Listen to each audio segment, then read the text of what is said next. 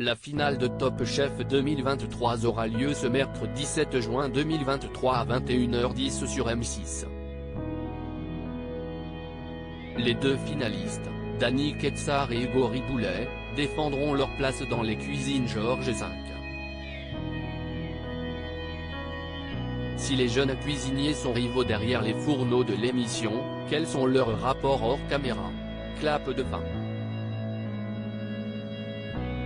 Après plusieurs semaines de compétition acharnée, la 14e saison de Top Chef est sur le point de s'achever. Le suspense a assez duré du côté des adeptes de l'émission qui connaîtront enfin le nom du vainqueur au terme du dernier épisode diffusé ce mercredi 7 juin 2023. Qui de Dany Quetsart ou d'Hugo Riboulet sera le grand gagnant? Au cours de cette ultime épreuve, les deux finalistes se défendront derrière les fourneaux du Palace Georges V où ils auront la mission de préparer un menu pour 100 bénévoles de la Croix-Rouge en 48 heures.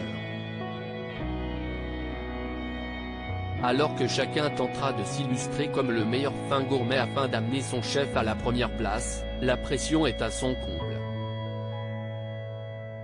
Particulièrement peut-être pour le premier, Dany Quetsart qui, revenu dans le concours grâce à la brigade cachée, a fait face à une grosse déconvenue concernant son menu à base d'homards refusé pour une question de budget.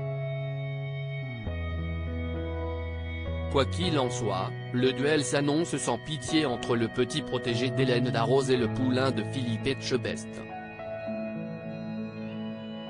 Mais qu'en est-il de leur relation en dehors de leur rivalité culinaire?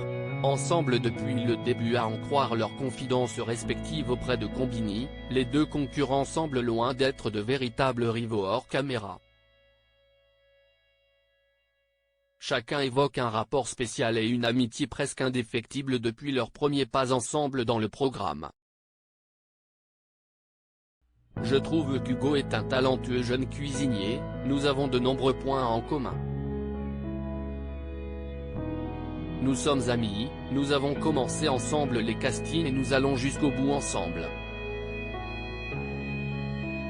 Même si nous sommes en face à face, c'est magique, remarque le participant au rire remarqué.